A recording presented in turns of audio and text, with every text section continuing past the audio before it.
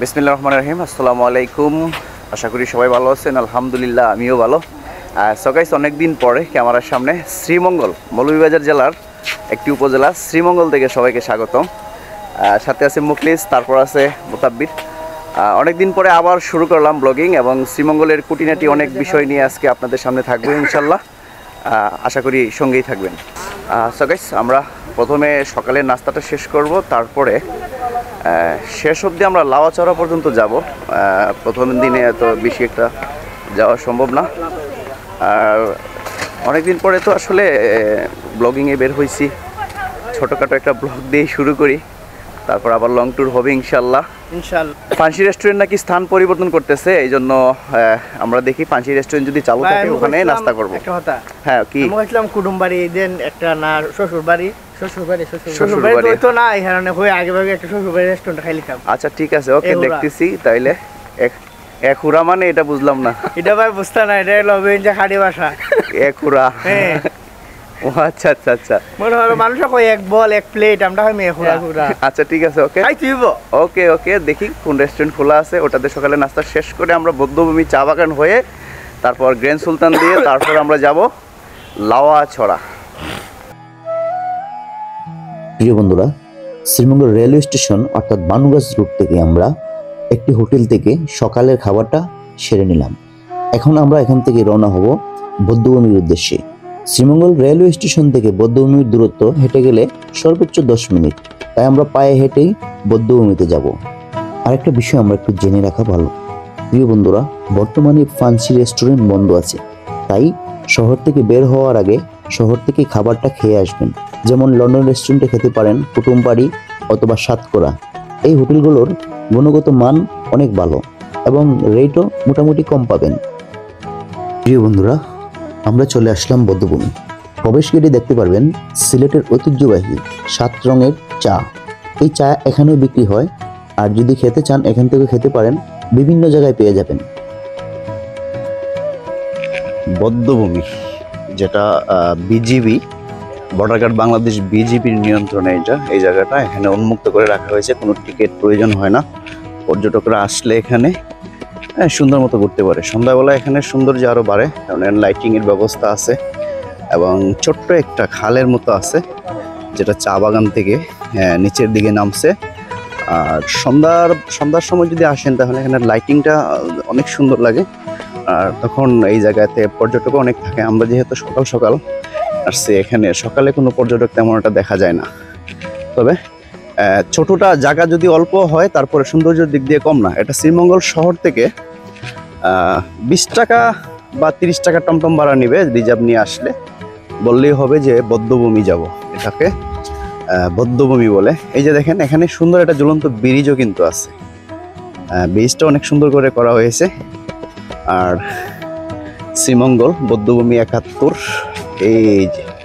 এই বৌদ্ধভূমি থেকে আমরা সোজা যাব চা বাগানে। বৌদ্ধভূমির পাশেই চা বাগান। চা বাগান থেকে সোজা আমরা লাওয়াছড়ার দিকে রওনা দিব। চা বাগানে বৌদ্ধভূমিতে যদি আসেন, বৌদ্ধভূমির আশেপাশে অনেকগুলো চা বাগান আছে। এখানে আইসা নিরিবিলি ছবি উঠাতে পারবেন, কোনো সমস্যা নাই। তবে চা বাগানের কোনো ক্ষতি করবেন না। আমি অনেকদিন পরে আসছি বৌদ্ধভূমিতে। বৌদ্ধভূমিটা আগের চেয়ে অনেক সুন্দর করছে, এখন অনেক কাজ করছে। যেহেতু এটা বর্ডার গার্ড বাংলাদেশ বিজিবি, ওরা এই জায়গাটাকে পরিষ্কার রাখে এবং ওরাই এখানে রক্ষণাবেক্ষণ করে, এর জন্য এটা আগের চেয়ে অনেক সুন্দর হয়েছে এখন। প্রিয় বন্ধুরা, বৌদ্ধভূমি থেকে আমরা এখন যাচ্ছি লাওয়াছড়া জাতীয় উদ্যান। বৌদ্ধভূমি থেকে আমরা 80 টাকা দিয়ে ব্যাটারি চালিত অটোরিকশা রিজার্ভ নিলাম। আরেকটি গুরুত্বপূর্ণ বিষয় জেনে রাখেন, শ্রীমঙ্গল শহর থেকে যদি ব্যাটারি চালিত অটোরিকশা রিজার্ভ নেন, সর্বোচ্চ ভাড়া নেবে 100 টাকা। অথবা বৌদ্ধভূমি থেকে যদি ব্যাটারি চালিত অটোরিকশা রিজার্ভ নেন, লাওয়াছড়া জাতীয় উদ্যান সর্বোচ্চ ভাড়া নেবে 80 টাকা। প্রিয় বন্ধুরা, আমরা দেখতে দেখতে চলে আসলাম সেই লাওয়াছড়া জাতীয় উদ্যান। প্রথমেই প্রবেশ গেটে টিকিট কাউন্টার, আমরা এখান থেকে টিকিট সংগ্রহ করব। সো গাইস, লাওয়াছড়ার ভিতরে প্রবেশ করলাম। এখানে এসে মনটা খারাপ হয়ে গেল। ফার্স্টেই 115 টাকা করে টিকিট নিয়ে গেছে। এটার কোনো মানেই হয় না। লাওয়াছড়া জাতীয় উদ্যান সর্বোচ্চ 20 টাকা টিকিট হতে পারে। এটা কোনো প্রাইভেট কোম্পানি না বা প্রাইভেট কোনো পার্ক না, এটা সরকারি জাতীয় উদ্যান। আর জাতীয় উদ্যানে 115 টাকা টিকিট, আসলে এটা মানে সম্পূর্ণ জুলুম। যাই হোক, লাউয়াছড়ার ভিতরে প্রবেশ করতেছি, আর সম্ভবত টিকিট কমের কারণে মানুষ পর্যটক নাই। আর সে আইসা দেখলাম আমরাই শুধু, আমাদের পিছনে 2 জন প্রবেশ করতেছে। লাউয়াছড়া জাতীয় উদ্যানের সম্পূর্ণটা ঘোরা মোটেও সম্ভব না, আমরা রেল লাইন এই এরিয়াটুকুই থাকবো, যেহেতু আমরা গাইডও নিই নাই। আর যারা পর্যটকরা আসবেন এখান থেকে একজন গাইড নিয়ে নেবেন, নিলে একদম পুঞ্জি পর্যন্ত, সেরাপুঞ্জি আছে এখানে নাম, যেটা আপনার ওই আদিবাসীরা বাস করে, এই এলাকা পর্যন্ত যেতে পারবেন। এবং লাউয়াছড়া পুরোটো বনে মোটামুটি ঘুরে ঘুরে দেখতে পারবেন। শুটিং স্পট, এই যে হুমায়ুন আহমেদ স্যারের আমার আছে জল, এই মুভিটি এই জায়গায় শুটিং হয়েছিল।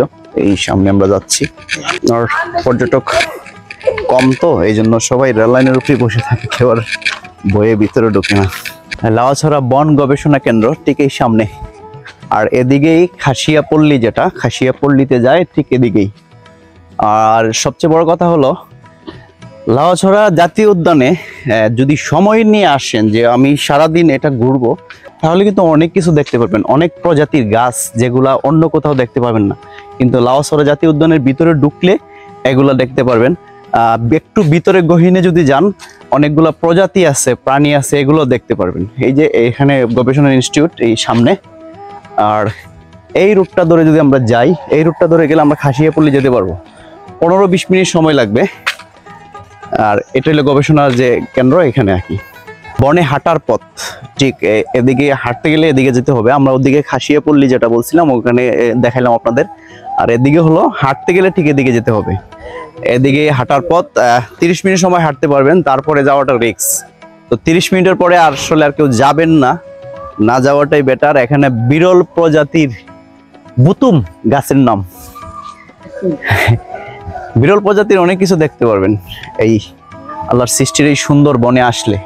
ওই যে সামনে বানরের শব্দ, কিন্তু আমরা কিন্তু বানরের খুব কাছাকাছি চলে আসছি, বানরের শব্দ সামনে। দেখি ওখান পর্যন্ত যাওয়া যায় নাকি, ওখান পর্যন্ত যাওয়া যায় নাকি। একজন মহিলা আসছে এই যে সামনে, সম্ভবত ওনার বাড়ি ওদিকে, উনি এদিকে বের হবেন, তো এখানের বাসিন্দা হতে পারে। বনের ভিতরে তো বন খাইবেন, বাড়ি কই? বাড়ি ওই শ্রীমঙ্গল কলেজ।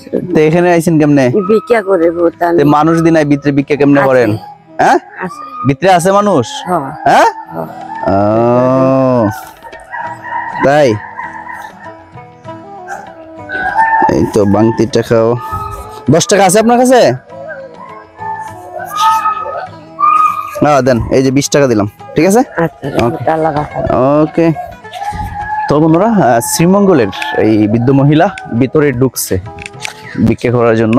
মানুষ আছে বললো উনি ভিতরে, হয়তো হাঁটাহাঁটি করে, পর্যটকরা যা পারে দেয়। বনের ভিতর আগুন লাগানো থেকে বিরত থাকুন। আচ্ছা, থাকলাম। লাউয়াছড়া জাতীয় উদ্যানে ঘোরার যে আনন্দটা, প্রথম গেটে আইসাই আমাদের চলে গেছে 115 টাকা করে টিকিট। ওই যদি আগে জানতাম তাহলে আর এদিকে আসতামই না। এটা নাকি আওয়ামী লীগ সরকার আমাদের উন্নয়নের রোল মডেল, উনি দিয়ে গেছেন এটা। যাই হোক, আশা করি এই সরকারের চোখে পড়লে এটা কমিয়ে দিবে, এটাই আশা। আর মোট কথা হলো, শ্রীমঙ্গলে যদি ঘুরতে আসেন, আরেকটা বিষয় শেয়ার করি। শ্রীমঙ্গলে যদি ঘুরতে আসেন, জিপ গাড়ি যদি ভাড়া করেন, তাহলে রেল স্টেশন সোজা চলে যাবেন। রেল স্টেশনে ওখানে গিয়ে দামাদামি করে নেবেন, ওরা কিন্তু 5-6 হাজার টাকা ভাড়া চায়, তারপরে আপনার অনেক কমেই নিতে পারবেন আশা করি। এদিকে একটু ঢোকার চেষ্টা করতেছি, দেখি এখানে কি আছে। এই এটা আমার কাছে মনে হচ্ছে কি, মানে বৃষ্টির মৌসুমে এখান দিয়ে পানি নামে, সম্ভবত ভালোর একটা রাস্তা। মানুষ চলাচল আছে কিনা বোঝা যায়, মনে হয় না, মানে মনে হয় যে মানুষ চলাচল থাকতে পারে এরকমও। আর খাসিয়াপল্লী আরো অনেক দূর, অনেকেই ঘুরে আসছেন, তো আমরা জিজ্ঞেস করছি, ওনারা বললো যে খাসিয়াপল্লী আরো অনেক দূরে খাসিয়াপল্লী। আর এই যে আমি যেটা ধারণা করছি, এটাই বৃষ্টির মৌসুমে এখানে পানি জমাট হয় বা পানি আসে, এরকম কিছু। ওদিকে আর যাচ্ছি না, ওদিকে রাস্তা নাই, রাস্তা বন্ধ। এটা নিচ দিয়ে এই যে ছোট্ট একটা খালবাড়ের মতো আছে, নিচ দিয়ে ঠিক এদিকে পানি নামে সম্ভবত। যাই হোক, এখানে আসলে যেটা ভালো লাগে সেটা হলো অনেক প্রজাতির গাছ আপনারা দেখতে পারবেন, যেগুলো সচরাচর আসলে লোকালয়ে দেখা যায় না, সেটা এখানে আসলে দেখতে পারবেন। আর জাতীয় উদ্যান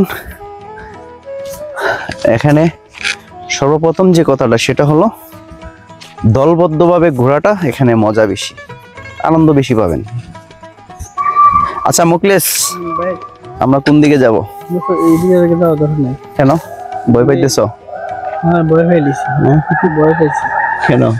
ওই যে একজন মহিলা একজন পুরুষ এদিকে ঘুরে আসছে, তাহলে আমরা শেষ পর্যন্ত দেখি কি আছে। চলেন বন্ধুরা, আমরা এখন লাওয়াছড়া একদম ভিতরে আছি, আর ভিতরে যাচ্ছি না। এখানে কিছু লোক পাইছিলাম, তারা বললো যে না ওদিকে আর দেখার মতো কিছু নাই, তবে খাসিয়া পল্লী আছে যারা আদিবাসীরা বাস করে, ওখানে যেতে পারেন। তো ওখানে আর আমরা যাব না, আমরা অনেক জায়গায় হাঁটছি আর মোটামুটি আমরা একটু ক্লান্ত, আর এখানে আমরা আসলে আজকের ভিডিওটা শেষ করতে যেতেছি। বন্ধুরা যদি শ্রীমঙ্গল ঘুরতে আসেন, আরো অনেক জায়গা আছে, অনেক এরিয়া আছে, ঘুরতে পারবেন। আমরা শুধু শ্রীমঙ্গল শহর থেকে লাওয়াছড়া অর্থাৎ 20 টাকা বাস ভাড়া বলেন আর সিএনজি ভাড়া বলেন, এই ডিস্টেন্সের ভিতরে আপনাদেরকে এইটুকু দেখালাম। শ্রীমঙ্গল এরিয়াটা পুরোটাই কিন্তু, তারপর কমলগঞ্জ আছে, মৌলভীবাজার জেলা আছে, সব জায়গায় ঘুরতে পারবেন। দার্জিলিং টিলা আছে, তারপরে মাধবপুর লেক আছে, ঘুরতে পারবেন, দেখতে পারবেন। একদিনের ট্যুরে যদি শ্রীমঙ্গল আসেন আর একটা খোলা জিপ ভাড়া করেন, তাহলে সব জায়গায় ঘুরে আসতে পারবেন, ডিবি রাউস সহ, কোনো সমস্যা নাই। আজ এই পর্যন্তই। আপনারা সবাই ভালো থাকুন, সুস্থ থাকুন এবং নিরাপদে পথ চলুন। আল্লাহ হাফেজ।